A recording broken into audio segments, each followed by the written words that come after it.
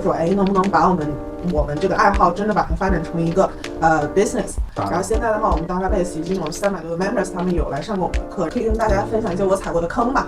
Hello， 大家好，欢迎回到我的频道。这期呢，我邀请了 Chloe 来做客我的节目。我们先让 Chloe 介绍一下自己吧。Hello， 大家好，我是 Chloe。然后我自己呢是一边在 full time 工作，一边有一个小的 dance studio， 所以今天我就来跟 Billy 聊一下自己如何 set up 一个小的 business 这个话题。好，我们首先来了解一下你现在做的是哪些小生意呢？我自己主要做的话，就是像我刚才说的，我自己的 dance studio 嘛。对，我刚刚认识 Chloe 的时候，我觉得她真的好厉害，我以为她就是一个老移民了，其实根本就不是。Chloe 其实也是跟我们一样，是留学生过来之后呢，毕业然后有自己的全职工作。也看得出来蛮年轻的吧？跟我差不多吧。那最开始是怎么想做这个生意呢？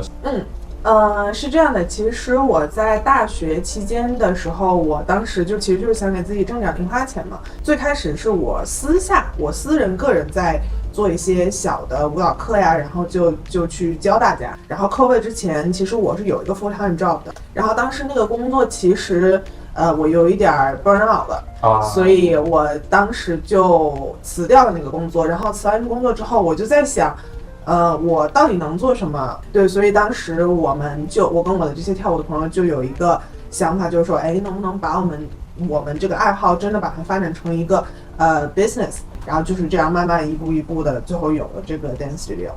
那最开始的话，这个是一个盈利性的吗？还是只是说是一个类似学生机构一样的组织？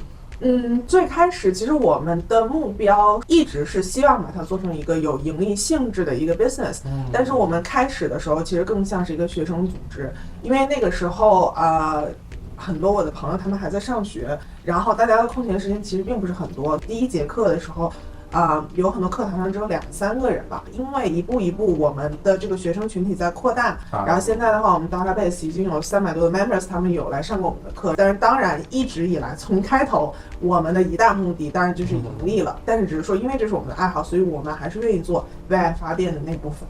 对，听起来就像是我正在做的事情。对，是的，希望它能盈利。那从你最开始的几号的这个每节课的学员到现在的体量，你经过了多少时间了？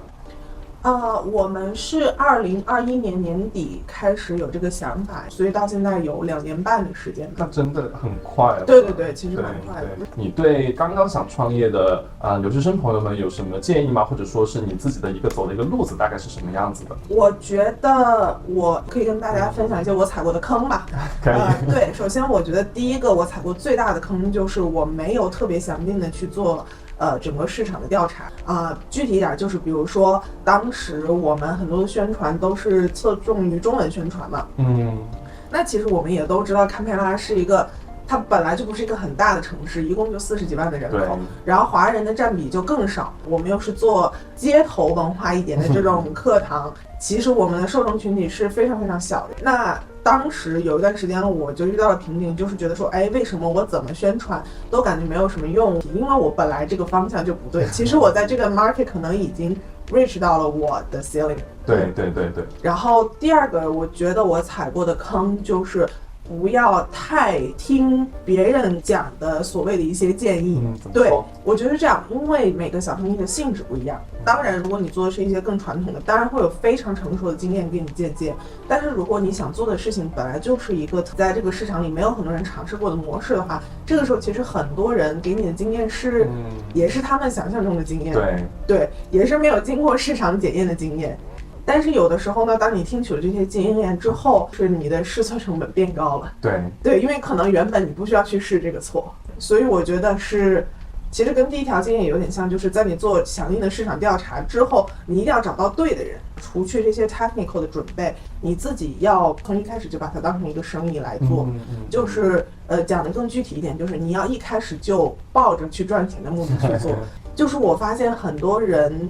或者是很多像我们这种小留学生最后创业失败的原因，是因为我们总是抱着试试的心态。对，其实做到一定程度，大家都有一定成绩的时候，所有跟你一起 onboard 的人，他们一定是希望看到一些回报的。对，那这个时候你不可能是说让大家一起为爱发电。然后我们这期差不多就到这里吧，然后我们还是来就是给Chloe做广告，就是终于到广告时间，激动啊！我们舞狮的全名叫 Dance to Dawn。DTD 大家可以在 Ins 上呀、Facebook 上面呀，可以随意的 search 我们，或者是小红书上都可以去找到我们。然后目前我们在做的就会有Hip Hop 呀、Jazz Funk， 然后我们会有 K-pop， 所以大家有兴趣的话都可以来尝试。